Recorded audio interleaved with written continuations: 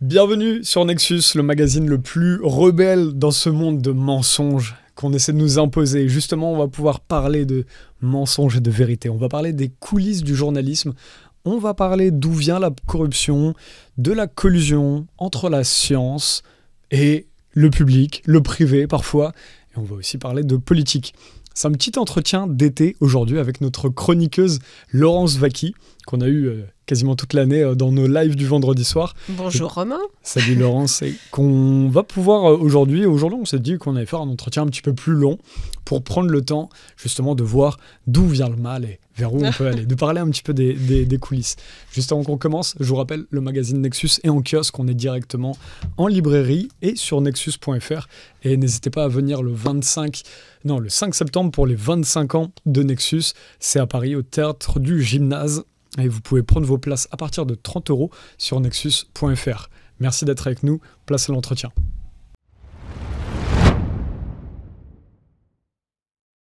Salut Laurence, ça va bien ? Ben écoute, ça va. Comment se passe ton été pour l'instant ? Studieux. Wow. Je suis en écriture avec la tension que c'est, parce que chaque jour, je me dis, est-ce que je vais réussir à écrire ce chapitre ? Est-ce que je vais trouver les mots pour à la fois vulgariser, mais pas simplifier, parce que simplifier, c'est un peu de la propagande. Hein. C'est comme ça qu'on fait de la propagande c'est sur l'écologisme. C'est sur l'écologisme, sur l'angle uniquement du CO2. Hein. C'est ma porte d'entrée, d'expliquer, de poser la question en réalité. Parce que pour les gens qui pourraient s'interroger, c'est pas l'idée de leur donner une information et leur dire c'est ça qu'il faut croire. Mais c'est plutôt se poser la question sur ses croyances. Et sur les informations que l'on a, est-ce que les informations dont je dispose me permettent d'être certain de ce qui est ? Moi, je crois vraiment aussi au terrain, mais comme en Nexus, on a déjà parlé, cette confrontation de nos sens par rapport à ce qui est. Le CO2, on pourrait se dire, ça va pas nous donner d'informations plus que ça. Oui, mais comme on a fait l'amalgame entre climat et météo, la météo, on y a accès. On a accès, on peut remarquer, on a eu beaucoup de chaleur. À un moment donné, on nous a dit « Ah, alerte, réchauffement climatique, attention et tout ». Puis là, ça fait une semaine qu'on a plutôt de la fraîcheur, voire de la pluie. Oh, il n'y a plus d'alerte. Comment ça se fait ? On ne nous fait pas une alerte inondation ou quoi que ce soit. Là, donc, on peut comprendre par ce terrain-là, sur lequel on a accès, qu'il y a quelque chose de l'ordre d'une instrumentalisation. Et toi, ce que tu dénonces beaucoup, justement, c'est l'instrumentalisation politique et médiatique autour de ce sujet-là. C'est les gens qui te disent ce qu'il faut penser et ce qu'il faut penser dans un objectif, soyons clairs, de taxation, notamment. C'est intéressant. C'est ce que dit Christian Gérondeau, qui est un ancien haut fonctionnaire, écrivain aujourd'hui, et qui parle du fait que, justement, on nous met que les mauvaises informations, on nous donne même plus les bonnes informations au niveau de l'écologie ou de l'environnement. Christian Gérondeau, pour la petite histoire, parce que moi, ma conscience, par rapport à cette situation, a été en 2006. En 2006, dans mon quartier, j'en ai déjà parlé lors de chroniques, on est très servi dans mon quartier à Paris, on a commencé à casser tout un tas de trottoirs. Et de ces trottoirs, empêcher le stationnement, avec ce diktat qui était ne plus stationner, ne plus circuler en voiture. Et à l'époque, le premier livre que j'ai lu sur le sujet, c'était un livre de Christian Gérondeau en 2007, qui parlait « L'écologie, une arnaque ». Et comme il était évidemment sur la voiture, puisque c'était quand même Monsieur Sécurité routière, et à l'époque, à la FNAC, il était en tête de gondole. Je ne suis pas persuadée qu'aujourd'hui, on mettrait son livre en tête de gondole. Donc, Monsieur Christian Gérondeau, il y a une attache par rapport à ça, parce que c'est vrai que c'est lui qui... Et d'ailleurs, j'ai relu son livre donc, pour l'écriture, donc un livre qui a 18 ans, que j'avais lu il y a 18 ans, et il y a beaucoup de choses dont je n'avais pas pris conscience, même à la première lecture. Il parlait déjà beaucoup du CO2. Il faut savoir qu'à l'époque, au niveau du CO2, il croyait au lien entre... Il croyait par rapport à son travail d'ingénieur, donc, et par rapport à ce qu'on lui avait dit, il pensait qu'il y avait un lien entre CO2 et réchauffement, mais par contre, il ne voyait pas en quoi ça pouvait être un problème en France par rapport à nos taux d'émissions qui étaient très, très inférieurs à d'autres pays comme les États-Unis et la Chine. Et au fur et à mesure, il a évolué parce qu'il a fait son enquête pour s'apercevoir qu'il n'y avait absolument aucun lien. En tout cas, assurément, ce n'est pas le CO2 qui déclenchait un quelconque réchauffement climatique. Donc toi, tu penses qu'il n'y a aucun problème environnemental? Je ne parle pas de réchauffement climatique, enfin pas que. Tu me penses qu'il n'y a aucun problème environnemental aujourd'hui? Non, c'est bien ça, entre guillemets, le problème, justement. C'est que ce réchauffement climatique a pris toute la place et que tout ce qui est la pollution, et notamment quand j'ai rencontré Benoît Ritaud et que je vais revoir par rapport à l'élaboration du livre en cours, je lui dis c'est quoi la pollution? Benoît Ritaud, il faut rappeler, qui a notamment qui dirige notamment l'association Climato-Réaliste, qui a aussi écrit Le mythe climatique en 2010, qui a écrit, là encore, alors comme on fait cette interview, j'ai pas le titre en tête, mais sur la mystification, c'est un mathématicien. Donc il a écrit sur la mystification écologiste, son dernier livre. Du coup, Benoît Ritaud, alors je dis du coup alors que je dis toujours qu'il faut arrêter de dire du coup, c'est devenu un tic de langage désormais. Moi je l'ai à fond ce tic. Oui, c'est incroyable comment on absorbe sans s'en rendre compte et après on se dit tiens ça revient alors que ça devient, oui c'est un peu agaçant. C'est comme les celles et ceux, mais bon ça c'est encore autre chose. Mais c'est pareil, c'est des tics de langage. Pour ton prochain livre. Voilà, je sais pas, mais bon. Enfin, bref. Et donc du coup j'ai perdu le fil. Donc par rapport à Gérondeau qui a pris conscience, oui. Donc je lui pose la question, mais alors pour toi, quelle est la pollution? Et lui me parle des pollutions que notamment cite Gérondeau, c'est-à-dire la cuisson avec le bois dans les pays sous-développés qui effectivement créent pour le coup des morts. La pollution, elle peut aussi être... C'était quoi rappelle ton exemple? Par exemple, je suis dans certaines zones défavorisées et au lieu de cuire avec du gaz ou maintenant à induction, etc., en fait, c'est du feu de bois. Et je fais la cuisson de bois et toutes ces émanations donnent effectivement des pollutions et des morts, un grand nombre de morts.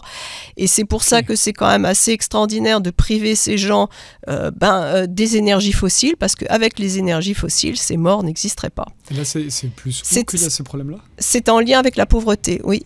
C'est dans quel pays tous les pays de pauvreté importante. Alors l'Inde, c'est un peu compliqué parce qu'il y a aussi des zones très très riches. Mais dans tous les pays où il y a ce qu'on va qualifier de sous-développement ou en voie de développement.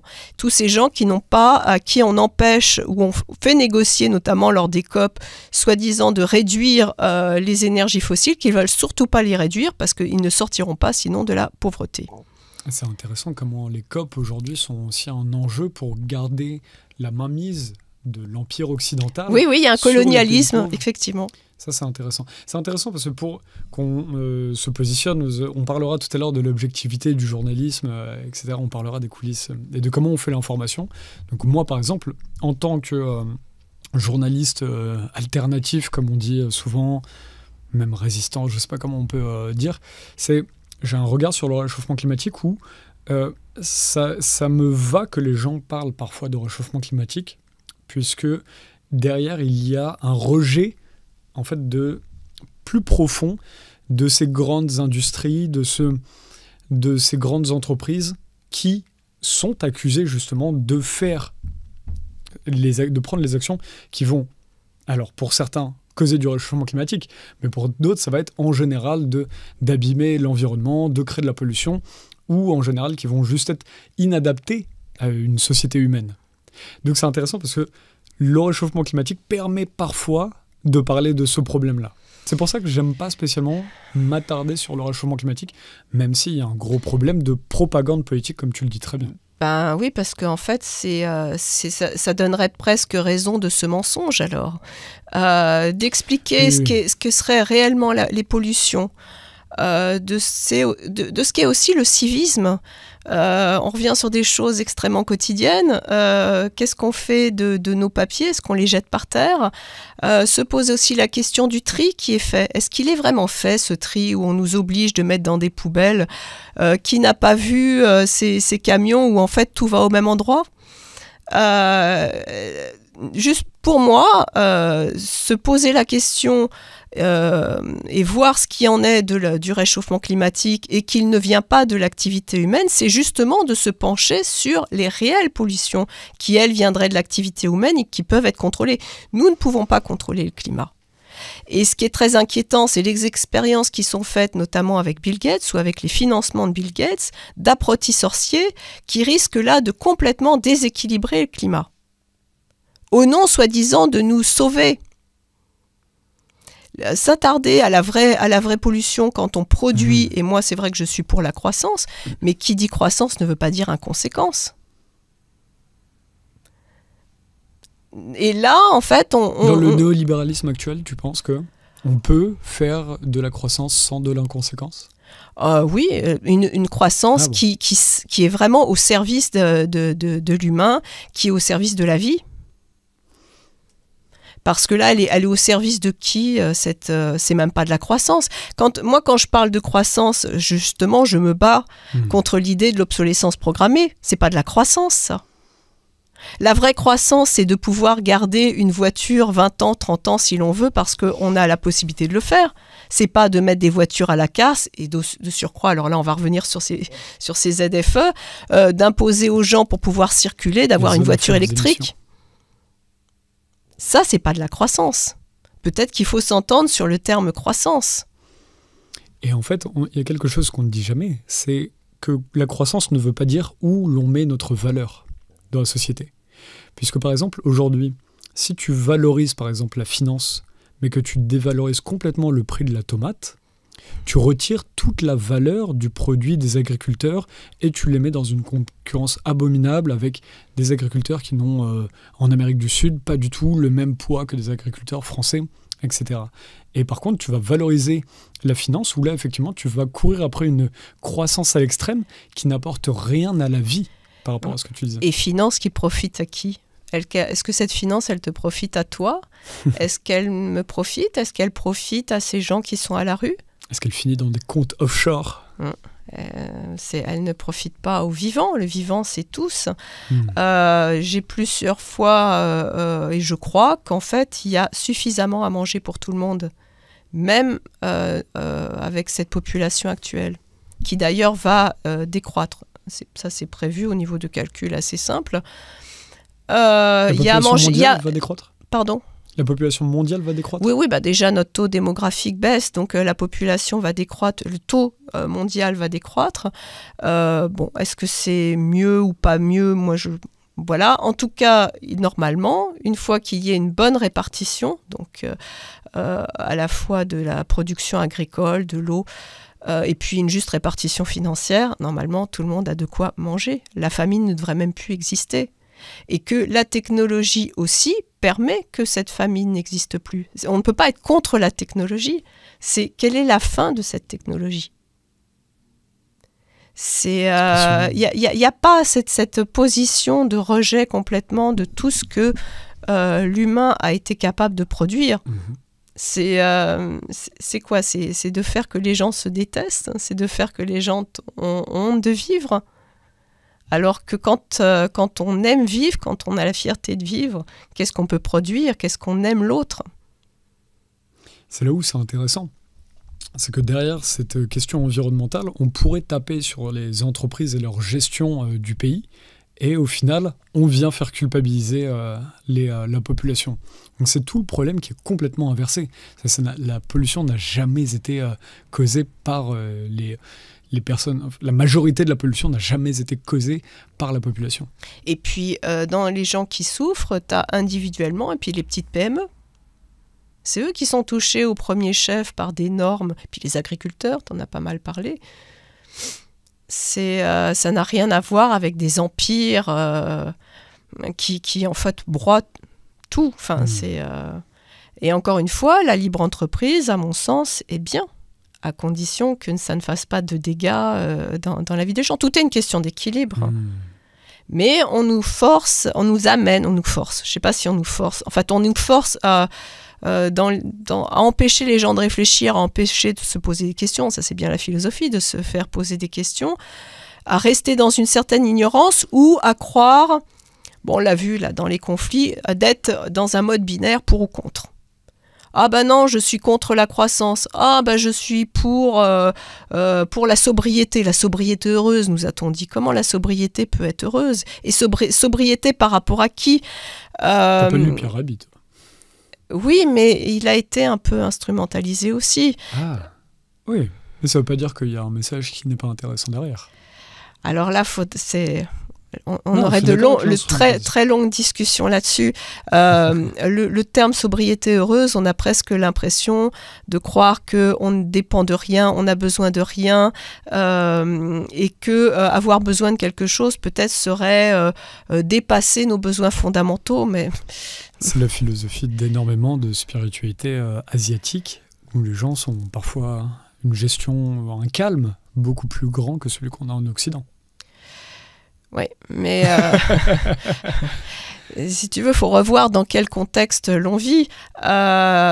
Justement, un ami me parlait de ce film Anouk l'Esquimau, qui disait que ce peuple, à l'époque, donc un film de 1920, était heureux. Leur objectif dans la vie, c'était de chasser. Ils risquaient d'en mourir, ils avaient une espérance de vie très faible, mais ils étaient heureux. Toi qui étais en Inde, sans doute vas-tu me confirmer qu'on voit beaucoup d'enfants avec beaucoup de sourires. Oui, comme les enfants. Oui, partout, mais peut-être pas nos enfants à la période du Covid, mais en tout cas des enfants heureux et même des gens heureux alors qu'ils n'ont rien. Oui, mais c'est pas la même chose d'avoir rien quand tout le monde n'a rien que d'avoir rien parmi des gens qui ont beaucoup. Je te confirme que les adultes en Inde sont en général beaucoup plus souriants et même vivants, en étant beaucoup plus démunis que ce qu'on voit en France, pas que à Paris, dans toute la France. Voilà, peut-être aussi il y a ce rapport de comparaison. Pourquoi avoir moins quand les autres ont quelque chose et ce quelque chose qui leur permet d'avoir un certain pouvoir. Avoir de l'argent, ça te donne quand même un pouvoir de faire des choses. Et la sobriété ne veut pas dire le rythme de vie. Puisque par exemple en Inde, tu vas avoir, il n'y a pas que la sobriété heureuse si on va là-dedans, tu as aussi que les gens vivent beaucoup plus sur un rythme humain que ce qu'on a en France, où on court toujours après le travail, on court après les courses, etc. On court et on veut nous supprimer des jours fériés. C'est combien ils ont dit? 2 pour l'instant, mais on a eu, rappelle-toi, 2003, Raffarin, c'était lundi de Pentecôte, parce qu'on devait payer, parce que nos anciens avaient subi, soi-disant à cause de nous. Il y a toujours ce langage culpabilisateur, l'été 2003, la sécheresse. Rappelons que déjà les hôpitaux étaient mal gérés. Peut-être que le problème, il vient de là aussi. Voilà, donc alors ça n'a pas bien pris cette histoire de lundi de Pentecôte, mais qui était déjà un jour férié. C'est de la communication politique. C'est de la communication politique, mais c'est pas innocent. C'est pas tellement 2 jours qu'il te serait obligé de payer ou qu'il ne te serait pas payé double quand tu travailles, parce qu'il y a aussi cette notion-là. C'est surtout, la fête de la victoire qui t'est retirée et ce lundi de Pâques, fête religieuse. C'est pas un hasard qu'on touche à ces jours-là. Tu te rends compte? Retirer le jour qui, normalement, nous permet de fêter la victoire contre le nazisme. Oui, donc c'est étonnant. Ouais. C'est inquiétant. Qu'est-ce que ça veut dire pour toi? Je sais pas. Qu'est-ce qu'on pourrait supposer d'une victoire qui a permis de libérer la France, avec un De Gaulle que les Américains n'aimaient pas beaucoup d'ailleurs. Comment dire qu'un pays existe encore quand il ne fête pas une de ses victoires? Oui, la victoire de 14-18 est préférable dans l'histoire à l'état profond que la deuxième. Oui, mais enfin, il n'y a plus beaucoup de combattants, me semble-t-il. Ça, c'est pas leur problème. Les combattants, c'est le peuple. Ouais, Victoria, c'est souvent les bourgeois. peut-être que, je sais pas, c'est pourquoi retirer une victoire? Et puis le côté religieux, puisque tu parlais de rythme, moi je trouve très très bien la fée électricité qui nous permet effectivement, là par exemple, de faire cette émission et tout, qui permet de lire la nuit, qui permet de travailler la nuit. Quand il n'y a pas cette électricité, quand il n'y a pas cette technologie, si un jour on a ce fameux blackout, hein, donc qu'on nous annonce, les rythmes de vie, mine de rien, sont beaucoup plus tranquilles aussi. C'est-à-dire que ces technologies nous amènent... tiens, là, on va voir avec Internet, on va voir avec le tout numérique. On est censé... on a un rythme de vie beaucoup plus pressant. On est censé pouvoir être là 24 heures sur 24. La vie privée n'existe plus puisqu'on peut t'appeler sur ton téléphone au niveau professionnel. C'est... Tout ce que nous apporte la technologie, qui n'est absolument pas à condamner, il doit y avoir la conséquence, et non pas l'inconséquence, de ce que ces technologies nous apprennent. Alors, pour retrouver peut-être ce sourire qu'ont des gens qui n'ont rien, parce que nous, on a peut-être beaucoup, en tout cas si on calcule au niveau quantitatif, mais au niveau qualitatif, nous perdons. Alors moi je suis pour conjuguer les « et ». Je pense qu'on peut gagner à la fois avec une technologie bien gérée et avec au niveau quantitatif et avec l'art de vivre au quotidien, donc qui est du qualitatif. C'est un objectif. C'était intéressant de parler de ces sujets-là. On a évoqué plein de sujets hors micro, donc on sautait un petit peu du coq à l'âne, mais il y a un moment tu me parlais de politique. Donc on va pas forcément citer les noms parce que c'est le monde politique qui est un petit peu très décevant aujourd'hui. Et tu disais quelque chose d'intéressant, c'est que tu parlais avec un élu et qui te disait qu'il était obligé de prendre des décisions à l'extrême. Tu as dit cette phrase, je l'ai notée: dès qu'on est dans la nuance, on ne fait plus rien passer. Ben oui. Genre, qu'est-ce que ça décrit du monde actuel, cette phrase-là? On a l'impression qu'on vit à coups de slogan pour pouvoir convaincre. Et de communication politique. La communication politique, dès qu'on est dans la subtilité, dès qu'on est... ça ne fonctionne pas. Il faut impressionner, mais c'est aussi ce qu'on fait aux gens. On leur dit pas là moi je suis évidemment sur l'écologisme en ce moment, mais l'idée n'est pas justement de conjuguer les « et ». L'idée c'est soit le binaire, hein, soit pour, soit contre, hein. C'est comme ça qu'on nous décrit certains conflits, hein. Il faudrait être pour Israël ou contre Israël. Bon. Et au niveau politique, c'est pareil, sur tous les sujets. Il s'agit de dire c'est soit ça, et toujours dans l'extrême. On a l'impression qu'il faut à chaque fois choquer, il faut faire peur aussi. Et c'est un peu à force de crier au loup, finalement, plus on va crier au loup, plus on fait des alertes inquiétantes, plus ça anesthésie aussi la pensée.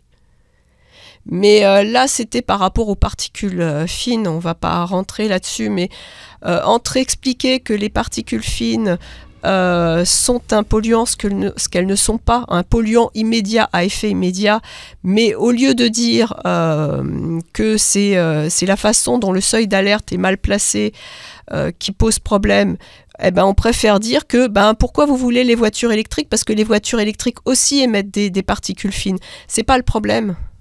C'est pas le problème. C'est qu'est-ce qu'est la pollution de particules fines. Et ça, de ce que m'a dit ce politique, si je le dis, ça passera pas.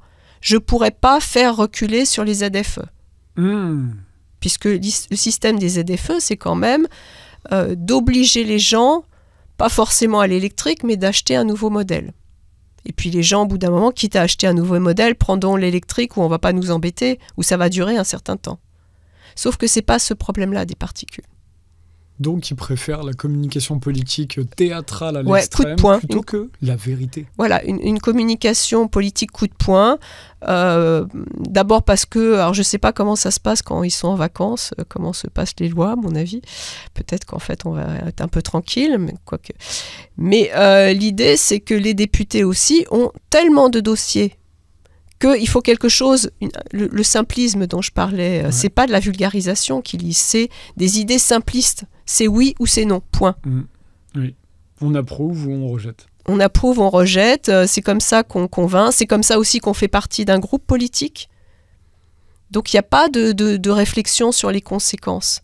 Et puis il n'y a surtout pas de vision à moyen terme ou à long terme. Enfin, c'est vrai que la politique, elle n'est pas forcément moyen terme ou long terme. Enfin, un peu plus les députés, quoique. Tu as bien fait de reparler effectivement de ce problème de particules fines et des voitures électriques, parce qu'on a oublié de parler de ça tout à l'heure sur la partie écologie, du coup, que tu connais bien. C'est ça, par contre, il faut le dire, on en a peu parlé, mais c'est là où la communication politique devient complètement abominable. Les voitures électriques polluent énormément. Elles ne font pas, et c'est là où la douille arrive, c'est qu'elles ne font pas de réchauffement climatique, mais elles polluent par l'exploitation de cobalt, de lithium, de coltan, ou dans laquelle on ne parle pas des enfants, par exemple au Congo, qui vont mourir. On n'a pas les chiffres de ça, il n'y a pas de recensement fait, il n'y a pas de... on ne demande pas au casque bleu d'aller voir là-bas combien d'enfants meurent dans ces mines. Et c'est là où c'est fascinant. Alors oui, ça aide au réchauffement climatique, par contre ça fait tout le reste de pollution. Alors ça aiderait au réchauffement climatique si les énergies fossiles amenaient le CO2 et si le CO2 créait le réchauffement climatique, ce qui n'est pas le cas. Donc là ça m'aide juste, en fait c'est marrant parce que ceux qui se battent contre... Non pardon, vas-y, je dirai après. Mais effectivement, cette histoire de batterie, sans compter le côté proprement pratique de recharger, il faut savoir que pour recharger ces batteries, il faudrait qu'il y ait tout un tas partout de zones pour recharger. Quand vous mettez de l'essence dans votre voiture, ça prend 10 minutes. Là, c'est 1h30, 2 heures. Enfin, c'est absolument ingérable. C'est-à-dire que rien n'a été prévu, ça n'a aucun sens et ça n'a d'autant plus aucun sens que le thermique ne pollue pas. Enfin, ne pollue pas dans une utilisation normale avec les situations, enfin la technologie des filtres pour le diesel et tout. Donc c'est une opération commerciale. Et on pourrait se dire que les ZFE, c'est un booster commercial des voitures électriques. Faut bien rappeler aussi que l'ancien président qui a été soi-disant s'est démis tout seul, donc Tavares, trouvait que la voiture électrique c'était une folie. Donc la voiture électrique, même un constructeur, un ancien directeur qui serait parti tout seul, mais je pense qu'on l'a aidé. D'ailleurs, il y a une polémique sur Google dessus. Donc Carlos Tavares était absolument contre l'électricité, la voiture électrique est considérée comme une folie. Bizarrement, il ne dirige plus le groupe. Et bizarrement, il est évincé dans la foulée. Et il est évincé dans la foulée de cette... Alors, ce qui est assez pervers sur la ZFE, c'est qu'on ne vous dit pas directement d'acheter une voiture électrique. Mais vous êtes incité à le faire. Puisque si vous achetez une voiture thermique, vous dites, dites donc, puisque c'est en 2030, je crois que les voitures thermiques neuves ne seront plus en vente. Ça passe 2030. Vite, hein, 2030, ça viendra vite. Très vite, là, dans 5 ans. Hein. Voilà. Il y a 5 ans, là, c'était le premier confinement. Donc les gens qui ont besoin d'une voiture, il faut savoir que en France, là à Paris, on se dit on peut vivre sans voiture. Oui, mais à la campagne, non. Et puis la voiture, dans la vie, on ne fait pas que travailler. Oh, c'est vrai que ça, c'est un truc qu'on dit peu. Les voitures électriques à la campagne, c'est complètement inadapté. Tu peux pas mettre des bornes électriques. Et puis, il n'y a pas de transport en commun. Donc celle-là, on vise les publics des villes. Oui, mais même pour les publics des villes, ça n'a aucun sens. Encore faut-il avoir les moyens de se l'acheter en plus. Il y a un but élitiste très clair, je pense. Là. Voilà, mais pas simplement. C'est-à-dire que c'est ça où là, autant j'admire énormément le travail d'Alexandre Jardin, mais j'y ajoute aussi le fait que c'est pas que les gueux, donc ce hashtag, qui sont concernés. Tous les Français sont concernés par cette propagande. Donc tous devraient la refuser. Oui, et s'opposer, manifester directement, toi, tu penses? Voilà. Très intéressant. D'ailleurs, c'était intéressant, on parlait tout à l'heure hors micro du nucléaire. Ouais. Toi, tu parlais du fait que le nucléaire nous permet d'être moins dépendants. Finalement, on s'était rendu compte... En tout cas, alors moi je suis pas du tout spécialiste du nucléaire, loin de là. Donc là, je suis plus dans l'opinion et en tout cas plus à à mettre un gros bémol sur cette fameuse transition écologique qui n'a rien à voir avec servir les populations en termes d'énergie, énergie dont nous sommes extrêmement dépendants. C'est-à-dire qu'aujourd'hui, tu n'as plus l'électricité, tu as une panne d'électricité, mais tu ne vis plus. Oui, tout s'arrête. Complètement. Tiens, mon téléphone, moi quand j'étais enfant, les téléphones c'était une prise spéciale, t'avais ton téléphone. Donc quand il y avait une coupure d'électricité, t'avais une prise téléphone. Donc tu avais ton téléphone accessible, donc pouvoir contacter. Nous, au niveau énergie, on était au fioul, mais tu avais des gens qui se chauffaient très, très facilement. Donc en fait, il y avait une coupure d'électricité, tu allais chercher ta lampe de poche, tes bougies. Maintenant, tu as une coupure d'électricité, mais tu es complètement isolé. Tu n'existes plus. Tu ne peux même plus travailler. Ton ordinateur, il ne peut plus se recharger. Ton téléphone non plus. Donc, on est extrêmement dépendant de l'énergie. On est extrêmement dépendant de l'électricité. Alors, encore une fois, moi, le nucléaire, c'est pas, je n'y connais rien, mais j'avais quand même dans l'idée qu'il y a eu des politiques en France qui ont favorisé la construction d'infrastructures nucléaires qui tournent, qui fonctionnent, qui sont là. Sûr, hein. Et dans ce sens-là, qui donne une souveraineté, c'est-à-dire qu'on n'a pas besoin d'importer l'électricité, et même avec le nucléaire, on en exporte. Oui. Maintenant, au niveau de l'uranium, qu'en est-il ?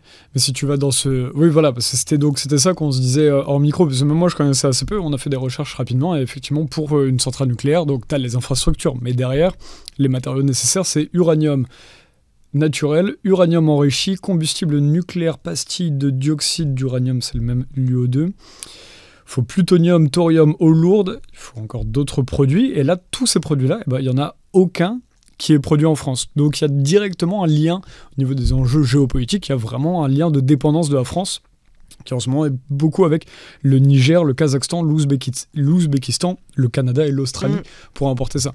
Si on va dans ton sens de ce que tu dis sur on a les infrastructures, maintenant c'est pareil, on pourra se dire on a les infrastructures d'éoliennes, utilisons-les. Oui, mais l'éolienne, déjà l'éolien est importé de Chine. On ne sait pas quoi faire une fois que ces machines éoliennes sont cassées. On ne sait pas les recycler. Que ça demande au niveau du béton un creusement dans le sol énorme, qu'il y a une laideur... Les centrales nucléaires ont aussi leur défaut de construction. Oui, mais elles existent déjà. Et puis quand même, alors ça c'est une évidence, l'éolien et le photovoltaïque sont des énergies intermittentes. Et quand l'intermittence, et d'ailleurs en Chine où il y a beaucoup d'éoliens, mais qu'est-ce qu'ils font tourner ? Des centrales au charbon. Donc l'éolien suppose un recours au charbon. C'est l'inverse de ce qu'on nous dit. Donc il y a des incohérences.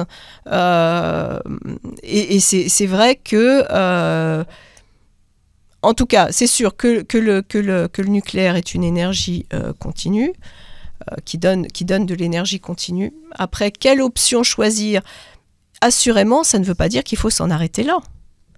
Qu'il y a évidemment des découvertes à continuer, à financer, finalement. Peut-être que tout l'argent qui est pris, soi-disant, pour lutter contre le réchauffement climatique, ça serait peut-être plus intéressant de le mettre dans cette recherche-là. Hein.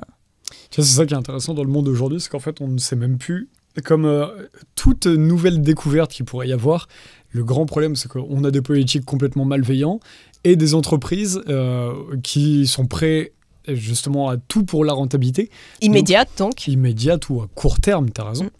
Donc en fait, même si demain on nous proposait un nouveau truc, on va vous proposer le Globuschloop et ça gratuit, voilà. Comme les médicaments. Je ne sais même pas jusqu'à quel point c'est honnête et humaniste comme chose. Parce que quand tu es dans un monde malveillant, mais c'est vrai que je pense maintenant, là encore une fois, moi c'est pas mon domaine, mais il me semblerait qu'il soit possible d'avoir de l'énergie gratuite. C'est comme les plantes pour la médecine. Est-ce que c'est le sujet de l'énergie libre ? L'énergie libre, sans doute. Mais moi, je suis partant. Est-ce qu'on peut avoir un pays suffisamment solide pour l'imposer et faire cette distribution ? Mais tu vois, par exemple... T'avais fini ? Oui. Tu vois, par exemple, la Saint-Tropez, c'est incroyable, c'est sur un autre sujet, mais au niveau de l'agriculture. La syntropie, c'était quelque chose qui reprend des techniques ancestrales d'agriculture, juste mélangées avec quelques moyens de ce qu'on a aujourd'hui et les connaissances qu'on a maintenant. Sauf qu'entre-temps, dans l'agriculture, il y a eu l'industrie agroalimentaire qui est venue, qui a tout avalé, et du coup qui nous empêche de réfléchir. Mais ceux qui reviennent à la syntropie font des expériences sur des petits espaces, sur des petites fermes, sur des petites terres, mais d'abondance d'agriculture incroyable. On n'est pas spécialiste, mais Nexus est allé en voir quelques-uns, et il y a des cas qui marchent où effectivement, tu ne peux que voir sur le terrain, aller voir ce que font le collectif Joala, par exemple, et c'est fascinant. Donc du coup, tu vois, il y a des techniques comme ça qui, si tu redonnes le pouvoir à la population, il y a des trucs qu'on connaît déjà, qu'on pourrait, pas médiatiser, mais globaliser. Tu vois ce que je veux dire ? Mais sauf qu'entre-temps, le pouvoir est tellement aux mains tellement aux mains des industries et des politiques qui sont influencées par ces grandes fortunes que du coup, il n'y a rien qui avance. Alors qu'il y a déjà les solutions qui ne sont pas médiatisées par les médias de masse aux mains des grandes fortunes et par les politiciens. Ça revient quand moi je parle de croissance, en réalité. C'est que je crois foncièrement que le sens de la vie, c'est l'abondance. Et je pense qu'on a tous les éléments, avec nos connaissances, avec la technologie, qui va dans ce sens-là, à fournir l'abondance. Mais la vie, souvent, juste la vie et la nature laissent tout pour que si on l'exploite bien, il y ait ça. C'est là où c'est très drôle pour finir sur l'agriculture, c'est que les OGM et l'industrie agroalimentaire, à l'époque, avaient cette philosophie d'abondance. Ouais. Sauf que c'était l'abondance par la chimie et qui, au final, détruit nos sols et détruisent tout ça. Tu vois, l'idée de mettre des pesticides pour enlever les parasites, comme disait, qui en fait, les parasites créent un écosystème qui va faire une meilleure terre, qui va te faire une meilleure abondance. Tu vois comment tout est retourné dans le discours poétique. C'est une question fascinante, tout ça. Quand sort ton livre, pour finir sur ce sujet-là ? Écoute, déjà, je pense que le manuscrit sera prêt en septembre. Et donc après, il faut trouver un éditeur. Donc après, j'ai déjà rencontré un éditeur qui attend le manuscrit. J'espère qu'il le prendra. Ça sera vraiment bien. Ça sera vraiment bien dans le sens où après, du livre, c'est après faire des conférences sur ces sujets. Encore une fois, pas pour dire ce qu'il faut penser, mais pour amener les gens à eux-mêmes se poser des questions. Parce que la philosophie, c'est se poser des questions pour, par mimétisme, permettre aux gens de s'autoriser à se poser eux-mêmes leurs propres questions, de faire juste ce jalon-là. C'est ça pour moi la philosophie. C'est d'avoir cet esprit philosophique qui amène à avoir un esprit scientifique où effectivement il n'y a pas de vérité, mais il y a le plaisir de s'interroger. Passons sur la philosophie du journalisme. Vous voulez parler de où en est l'information en 2025. Tu m'as dit quel est l'objectif de l'information. Ce qu'on en fait. Ce qu'on en fait. Ce qu'on peut en faire. Et toi, là, tu fais partie, tu as pas mal été proche de rédaction de médias alternatifs ces derniers temps. C'est quoi, toi, déjà, ton regard dessus ? Moi, déjà, donc les chroniques que je fais à Nexus, c'était déjà de s'interroger comment on pouvait devenir acteur politique. Et puis déjà aussi, qu'est-ce que c'était la politique ? Et le début de l'écriture, c'était de s'apercevoir, en tout cas selon mes critères, que nous n'étions plus dans un pays qui était dirigé. Et d'en prendre conscience permettait en creux de comprendre ce que pouvait être la politique, ce qu'on pouvait souhaiter d'un pays réellement gouverné, justement peut-être gouverné pour profiter de l'abondance de la nature, mais déjà d'être gouverné dans l'intérêt de la population, avec une population souveraine dans un pays dit démocratique normalement, donc où c'est le peuple qui est souverain. Donc l'information là, laquelle je prenais, celle que je vivais. Parce que l'information, c'est celle que nous donnent nos sens. C'est de suffisamment être affûté pour voir ce qui se passe, pour voir les inégalités, pour voir les incohérences dont je parlais tout à l'heure. Mais aussi quand nous maintenant, et même quand j'écris ces chroniques, en pensant aussi que je vais les faire en chronique et pas simplement en billet d'humeur, j'ai des informations, comme là on avait parlé du château de sable interdit. C'est un fake. Donc on cherche sur Google, est-ce un fake ou n'est-ce pas un fake ? C'était une photo qui montrait... C'était une photo qui était diffusée notamment via Twitter, Et puis pas qu'une photo, il y avait une petite vidéo qui disait ah bah maintenant en France il y a certaines préfectures qui ont décidé d'interdire les châteaux de sable sur la plage. Sur la plage. Qu'est-ce que je fais pour vérifier? Bon, j'ai gardé cette image parce que j'avais été tellement choquée par les plages dynamiques que je me suis dit c'est pas plus délirant. Alors les plages dynamiques, pendant le Covid, c'était nous empêcher de mettre la serviette et de s'asseoir parce que soi-disant que là le virus ne passerait pas et qu'on n'était plus contagieux. Je crois, c'est une histoire comme ça. Donc je trouvais ça intéressant de le garder. Mais qu'est-ce qu'on fait par rapport à ça? On se dit est-ce que c'est vrai, est-ce que c'est pas vrai? Donc on fait une recherche Google. Mais Google, est-ce que c'est une information? Est-ce que, en faisant cette recherche, quand je dis Google, je parle aussi des autres moteurs de recherche. Là, récemment, j'ai été amenée à chercher, truc tout simple, quel était le taux de CO2 dans l'atmosphère, pour expliquer à quel point le CO2, cette bête méchante, coupable et tout, impossible de trouver l'information, ou impossible de trouver une information qui ne met pas en lien avec le réchauffement climatique. Et j'ai cherché avec les autres moteurs de recherche exactement la même chose. Donc, où peut-on aujourd'hui chercher de l'information? C'est-à-dire qu'en même temps, ça nous demande à chaque fois, quand on a une information, de se dire, bon, d'après mes recherches, avec telle et telle recherche, j'ai cette information à prendre à chaque fois avec beaucoup de pincettes. Oui, en fait, t'es pas obligé de... Il faut sortir de ce mythe qu'on doit tout de suite croire une information qu'on voit. C'est une information que tu vois, tu la prends, tu l'enregistres, tu la mets de côté, tu la mets dans ton sac à dos et tu pars au travail. Et si tu la revois, si tu la recoupes 9-10 fois, si tu vois quelque chose, si tu la vois de tes yeux, là, c'est sûr qu'elle est enregistrée. Mais en fait, les gens ont tout de suite besoin de savoir. En fait, on n'est pas obligé de savoir. On peut regarder. Merci pour cette information, Laurence. Puis je vais voir après. Et quand tu commences à entendre au bout de 3 mois la même chose, etc., là tu te dis, bon ok, cette information est vraie. Mais en fait, les gens ont une sorte d'urgence à savoir tout de suite. À se rassurer. Pour être rassuré à la fin. Pour être rassuré, pour le contrôle, donc ce qu'on disait.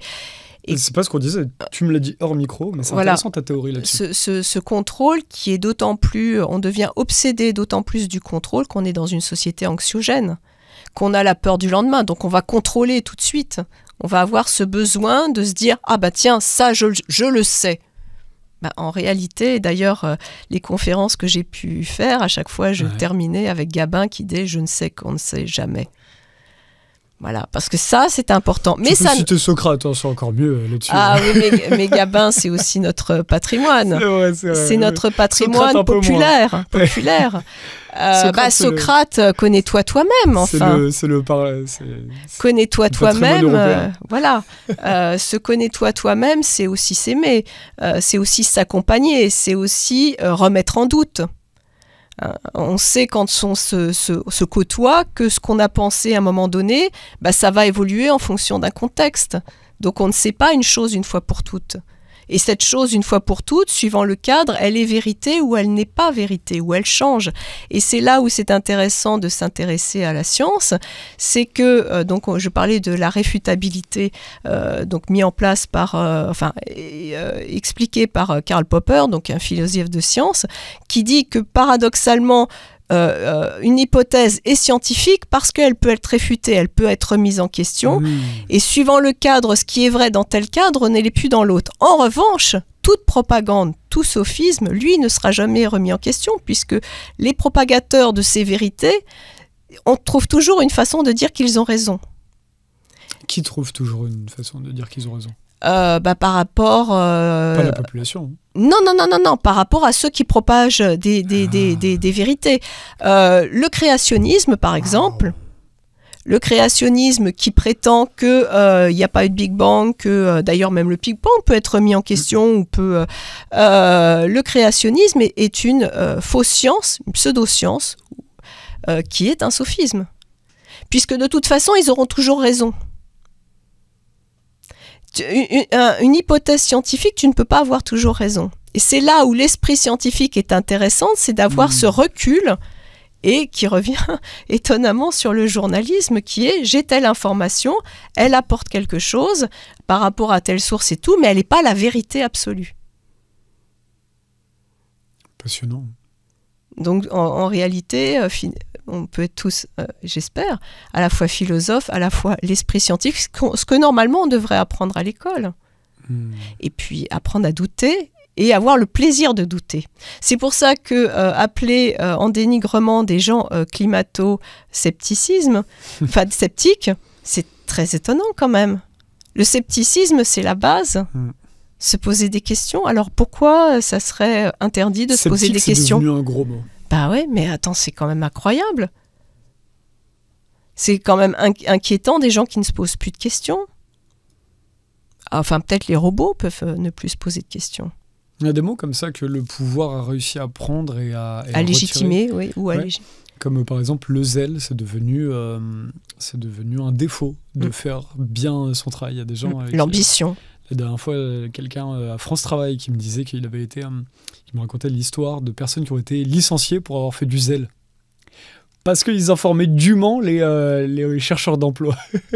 Donc tu vois, il y a plein de trucs comme ça, comme ce que tu dis. C'est intéressant. Le sceptique, effectivement, c'est devenu... c'est pas bien de douter. Et on se disait hors micro, c'est vrai que là, ce que tu dis, c'est une science ne devient vraie que quand elle est remise en doute. Quand elle peut être réfutée, oui. Réfutée.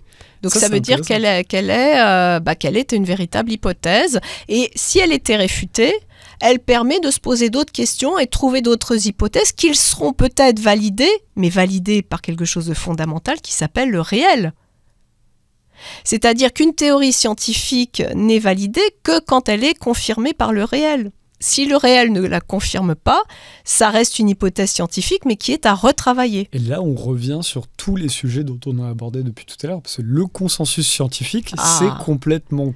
C'est un oxymore. C'est complètement con. En fait, il n'y a pas d'autre terme. Parce que du coup, c'est vraiment de se dire, non, on n'a pas le droit de douter parce qu'il faut un consensus, parce qu'on s'appuie sur la science. Sauf que du coup, la science ne peut être vraie que si elle peut être réfutée. Donc, c'est complètement un cercle. Et bah oui, alors j'espère que désormais, quand on dira aux gens consensus, ils se disent « Oh, bah non ».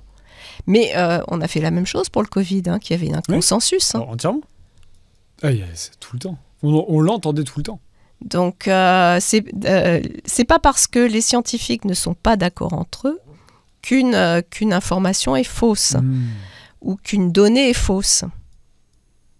On est au-delà du vrai et du faux.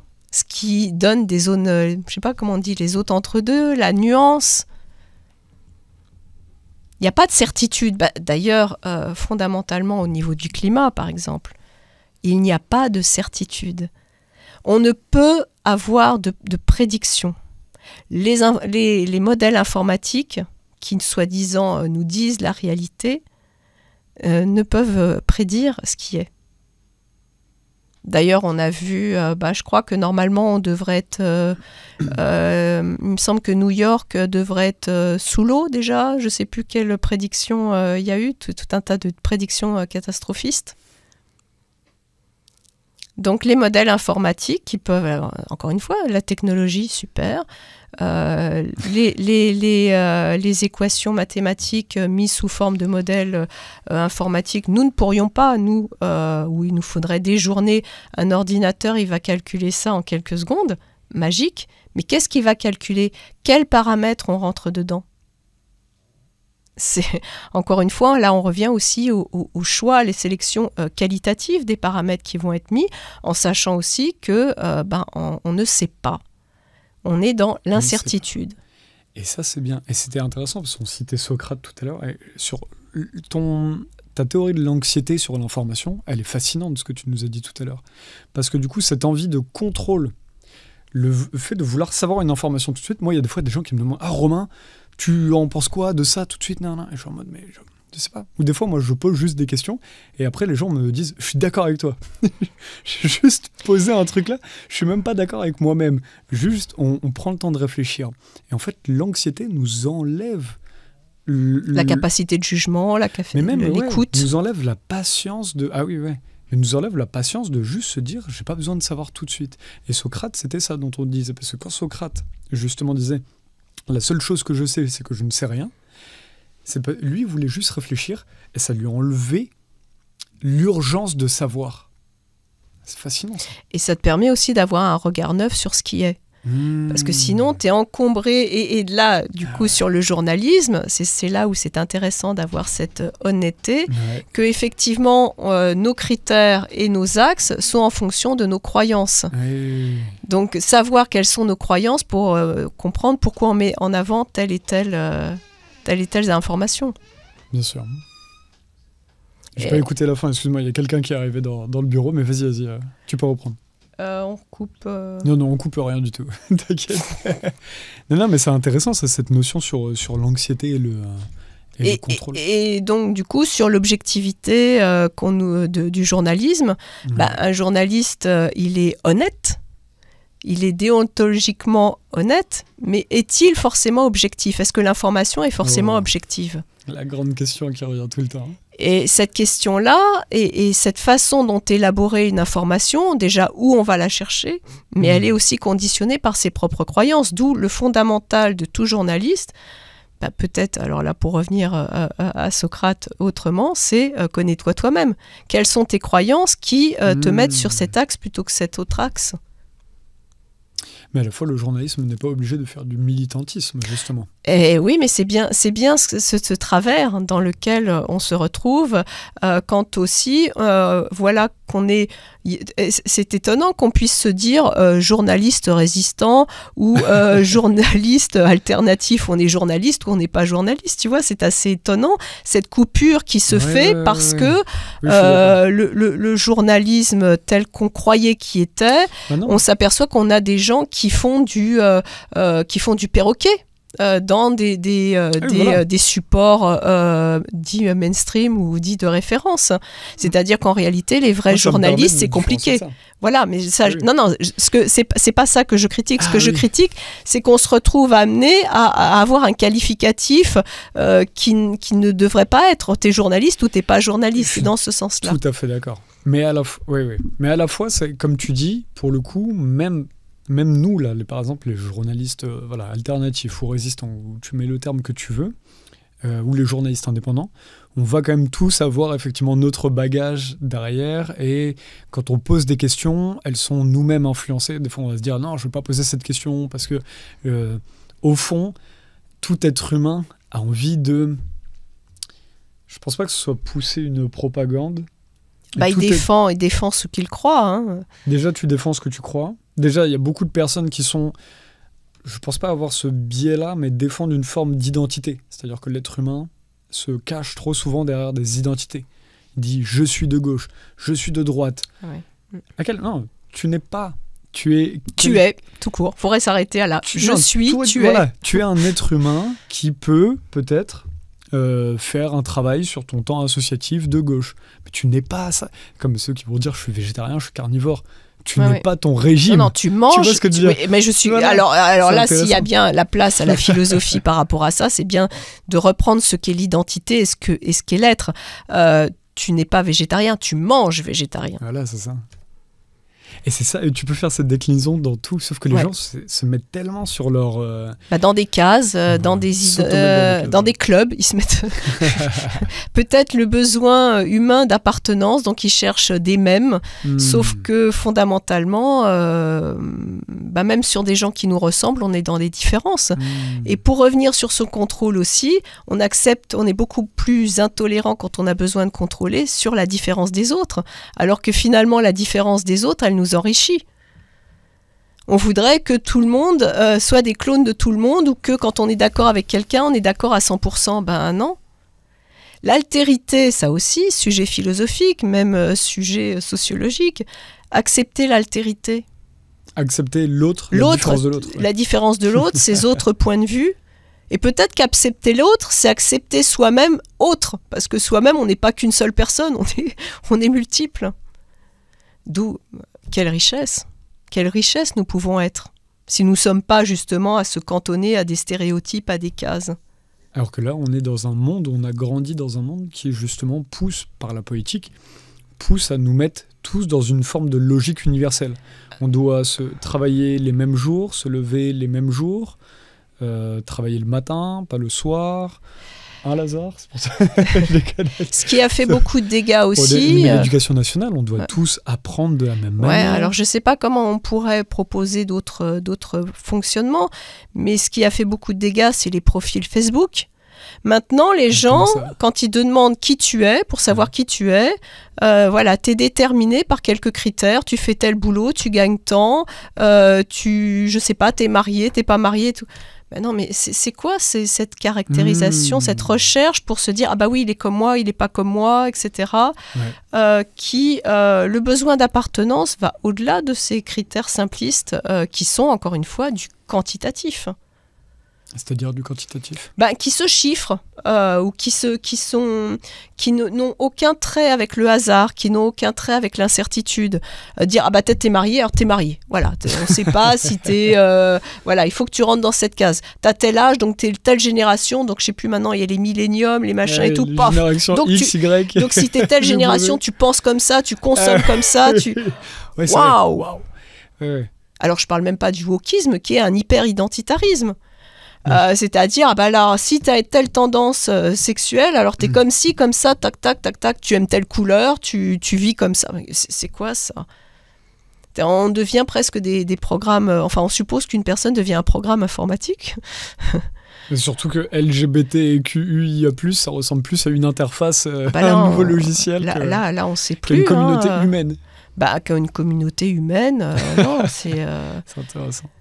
D'ailleurs, ce qui est assez intéressant aussi, c'est que normalement, le wokisme, donc l'idée d'être éveillé, supposé justement se multiple, et on s'est servi de ça pour être sur un réductionnisme en réalité. Et un communautarisme. Et un hyper-communautarisme voilà, qui isole en réalité. C'est fascinant ça.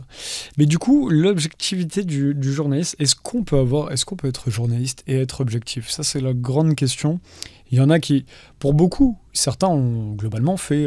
Il n'y a pas trop ce mythe-là en France, dans le sens où tu as des rédactions de gauche, des rédactions de droite, et ça, je trouve ça déjà... Ça, c'est stupide, parce que là, tu vois, c'est intéressant. C'est-à-dire qu'on te manque, on te vend une subjectivité qui, en fait, n'existe pas. Parce que derrière, tu vas avoir peut-être des rédacteurs en chef qui vont être de droite ou de gauche, mais tu as une telle précarité dans le métier que les gens sont obligés parfois, la plupart des gens, je ne serais pas étonné, je ne vais pas parler de ce que je ne connais pas, mais dans les rédactions où j'étais passé dans le passé, je veux dire, tu avais des gens qui étaient là depuis 20-30 ans et tu avais les rédactions, les directions qui avaient changé de main entre-temps. Donc en fait, le journaliste, il veut d'abord travailler dans son endroit, il veut pas s'embêter à changer de rédac, tout, sauf quand c'est des jeunes. Et donc tu vas avoir un truc où peut-être que le gars au Figaro, qui est par exemple marqué à droite, en fait est de gauche et n'a juste pas envie de quitter sa rédaction. Donc là, tu vas avoir une forme d'objectivisme, d'objectivité qui va exister, tu vois ce que je veux dire, parce que il va pas forcément rentrer, il va quand même devoir essayer de faire des concessions pour rentrer dans sa chefferie rédactionnelle, ce que son rédacteur en chef lui demande. Mais c'est en fait, on est face à des globi-boulgas de conjoncture économique aussi, quoi. Il y a quelque chose aussi qu'il ne faut pas oublier, c'est qu'un journal doit se vendre. Donc il faut qu'il touche un certain lectorat. Ok, bon, là t'as un vrai... Voilà. Et on ne peut pas reprocher ça. Et d'ailleurs... si, moi je le reproche. En même temps... c'est du théâtre pour beaucoup. Il faut quand même qu'on donne quelque chose que le lecteur va vouloir lire. Non, mais je suis d'accord. Nous, on le vit ici. Les gens, ils te demandent, mais même la population, hein, même un public de lecteurs engagés, te demande, moi, ce que je regrette le plus, parce que moi, j'aimerais être dans la nuance, j'aimerais être dans l'équilibre. Et nous, ça nous paye pas à Nexus. Mais j'en ai rien à faire. On arrive quand même à vendre des magazines.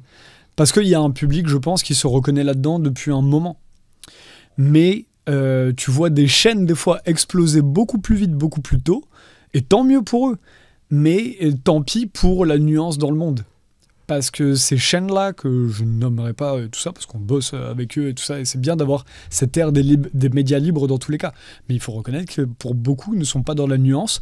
Et s'ils étaient dans la nuance, on retombe sur le problème politique de ce politique qui te disait « Laurence, je ne peux pas être dans la nuance, sinon on ne fait pas passer de loi. » Et c'est pareil ce que tu dis là. Mais ça, c'est un vrai problème de société.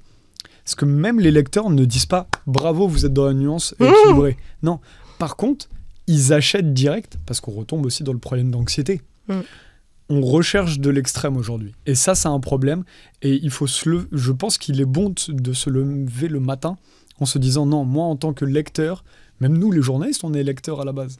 Nous, en tant que lecteurs, on va s'opposer à ça. On veut un monde de nuances, on veut un monde de calme, on veut un monde d'équilibre. Ben, ça commence par nous. » Oui, c'est l'état d'esprit. Ce qui serait intéressant, c'est que les gens achètent, ou en tout cas regardent, l'état d'esprit, le sous-texte de ce qui est donné en termes d'information. Je pense que c'est ce qu'il y a à Nexus, en tout cas à NRA. Il y a un état d'esprit qui est ouvert. NRA, c'est notre live du vendredi. Non, il y en a beaucoup qui ne connaissent pas. NRA, pardon. NRA. Nexus refait l'actu. D'ailleurs, Nexus refait l'actu. Donc, refaire l'actu, ça veut dire que toute actualisation, enfin, toute actualité, mon Dieu. T'inquiète. C'est l'été. Ça veut dire que toute actualité, il n'y a pas une seule information. Toute actualité est à revoir, à rechercher les tenants et les aboutissants. Il n'y a pas juste, d'ailleurs, le nombre de fois, et il y a ça aussi, d'ailleurs, dans la recherche scientifique, dans les articles scientifiques, tu as un titre qui dit quelque chose, et quand tu regardes à l'intérieur, c'est pas la même chose. Oui, complètement, ouais. Donc, pourquoi ? Parce qu'on veut que la personne lise à l'intérieur, mais ceux qui lisent à l'intérieur, mais parce qu'il y a beaucoup qui lisent que les titres. Donc, il faut... c'est une tête de gondole, quoi. Sauf que la tête de gondole, elle n'informe pas. La tête de gondole, elle te dit... En fait, elle te donne un prêt-à-penser. Elle fait de toi un perroquet. Et donc, tu finis par engranger tout un tas d'informations réduites. Et puis finalement, qu'est-ce que tu sais ? Parce que ce qui est intéressant aussi dans une information, que ça soit là, par rapport à l'écologisme, par rapport à ce qu'on a vu du Covid, c'est comment toi, tu réfléchis sur ta vie. C'est comment ce qui se passe, ce que tu en fais. Si tu comprends comment qu'une information, c'est pas tout noir ou tout blanc, tu te perçois d'ailleurs, tu n'es plus tout noir ou tout blanc. Tu vois cette variabilité. Une information qui est donnée avec subtilité te permet d'être subtil. Si tu veux juste quelque chose qui tape du poing sur la table, qu'est-ce que tu deviens, un bourrin qui veut des informations bourrins. Bah oui, mais t'en fais quoi ? Est-ce que ça t'aide dans ta vie à comprendre ? Est-ce que ça t'aide à comprendre ton environnement ? Est-ce que ça t'aide, paradoxalement, plus tu veux du contrôle, plus tu veux du bourrin, moins tu as la maîtrise de la vie. C'est-à-dire qu'en voulant du contrôle, tu ne maîtrises plus parce que tu ne maîtrises plus l'essentiel qui est nuancé. La vie est nuancée. La vie est dans ces zones, on va dire les zones grises. Parce que le mot zone grise, il y a aussi un côté parfois, qui n'est ni noir ni blanc. Mais c'est intéressant ce que tu dis sur le mot bourrin, parce qu'aujourd'hui, il y a beaucoup de personnes qui font des coups de gueule. Oui. Tu sais, c'est ça, il y a juste des éditos où ils disent « tout va mal », etc. Non. Mais tu parlais de maîtriser la vie. Est-ce que le but, justement, c'est de maîtriser la vie ? En tout cas, de la comprendre. Quand je parle de maîtrise, je ne parle pas de contrôle. C'est vrai que les mots, parfois, on a du mal à savoir de quoi on parle. Quand je parle de maîtrise, c'est simplement de comprendre ce qu'on est en train de vivre, de comprendre ce qui se passe, de comprendre son ressenti. Quand on contrôle, au contraire, le contrôle, par rapport à ce que je veux dire, c'est vraiment, tu fixes les choses. Tout est déterminé. C'est le déterminisme. Justement, on parlait des stéréotypes, c'est déterminé. Si tu es hétérosexuel de tel âge, donc tu es comme ci, comme ci, comme ci, comme ça. La maîtrise, c'est justement d'accepter que tu n'es pas déterminé, que tu en apprends tous les jours sur toi, que tu en apprends tous les jours sur la vie, que tu en apprends tous les jours sur l'autre, sur ton compagnon, sur ce que vous allez faire ensemble, sur qu'est-ce qu'est la médecine, qu'est-ce qui soigne, puisqu'on parle beaucoup aussi du Covid, quelle est la météo. C'est cette maîtrise-là, c'est-à-dire cette perception juste de ce qui est variable. Alors que le contrôle va vouloir absolument dire c'est ça, comme ci, comme ci, comme ci, qui est plus évidemment, qui va s'intéresser au quantitatif. Le qualitatif, ça va, ça vient, quoi. C'est beaucoup plus difficile de le saisir. Passionnant. D'ailleurs, le quantitatif, ça serait, bah tiens, je vais gagner tant d'argent, je vais être heureux parce que je vais pouvoir faire ceci, cela, je vais gagner tant d'argent, ce qui est très bien d'ailleurs, ceci dit. Ce qui sera plutôt qualitatif, c'est le bonheur, être heureux. Ah oui, mais ça c'est... Ah, comment on fait pour être heureux? C'est quoi être heureux? C'est quoi le bonheur? C'est quoi? Oh, ça c'est beaucoup plus compliqué, beaucoup plus fugace aussi. On avait ici Tristan Edelman, on a fait pas mal d'émissions sur la philosophie aussi, et qui parlait que tu connais, hein, Tristan d'ailleurs, qui disait pour lui, plus que le bonheur, c'était la joie qui était recherchée, et la joie, elle vient dans la sérénité. Et du coup, la sérénité se relie, justement, s'oppose d'une manière à l'anxiété dont tu parlais tout à l'heure. Très intéressant. Laurence, merci d'avoir pris le temps aujourd'hui. Bah écoute, merci à toi. Sur un entretien d'été très posé. Mais c'était intéressant de balayer tout ça. Et ça fait du bien de parler du journalisme aujourd'hui parce qu'effectivement, ça permet. On est dans une période aussi où on apprend à réinventer comment on fait du journalisme. C'est ça qui est intéressant. L'ère des médias libres aujourd'hui permet tellement par rapport à autre chose. Un petit peu comme il y a toujours eu des journaux un peu satiriques aussi au 19e, etc. Mais là, on peut créer vraiment des outils qui sont faits par le peuple et qui appartiennent au peuple. Et on n'est pas à l'abri de dérives, hein, donc c'est intéressant d'avoir justement cette perspicacité, de se rappeler pourquoi on fait ce qu'on fait, ce qu'on a envie d'apporter. Et puis, mine de rien, aussi à encaisser pas mal d'informations, parfois lourdes hein, aussi. Ah, oui. Parce que là aussi, qu'est-ce qu'on dit et qu'est-ce qu'on ne dit pas? Et c'est pas parce qu'on est malhonnête, mais parce qu'on se sent une responsabilité par rapport à ce qu'on dit. Et c'était ce qu'on se disait en micro. On a un autre invité qui arrive, donc on va devoir laisser notre place. Mais c'est vrai qu'on n'a pas non plus besoin de s'intéresser à tout. Et notre cerveau, surtout, ne peut pas s'intéresser à tout. On te dit, tiens, aujourd'hui, il y a Israël là, ensuite, il y a l'Iran là-bas, ensuite, il y a le problème avec les États-Unis là, puisque tu as entendu parler du réchauffement climatique, et puis il y a ça, et le Covid et tout, et à la fin, tu as la tête qui déborde. Tu dois sélectionner aussi les informations pour survivre. Parce que tout le monde n'est pas capable d'encaisser aussi la même dose d'informations. Oui, et puis la façon dont on va la délivrer aussi. Et oui. Oui, le fait qu'il y ait la propagande en face fait qu'on est capable d'ingérer encore moins. On doit passer tellement plus de temps à démonter la propagande que du coup, ça nous crée aussi des dissonances cognitives graves. Très intéressant. Mais je pense que l'information donne le pouvoir. L'information donne le pouvoir. Et on espère qu'elle donne la sérénité aussi, comme on le disait tout à l'heure. Merci Laurence, en tout cas. Merci à toi. N'hésitez pas, le dernier Nexus est en kiosque et sur nexus.fr. Et bien sûr, vous pouvez aussi, on vous attend pour les 25 ans de Nexus qu'on fête au Théâtre du Gymnase à Paris.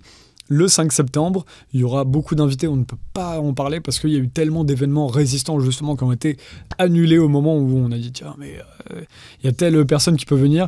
Leur grand truc ça veut dire il y a trouble à l'ordre public. Ça c'est fascinant.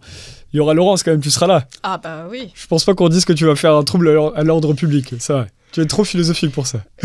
Et le livre n'est pas encore publié. Voilà, après, oui, ouais. Après le livre, on te reçoit plus.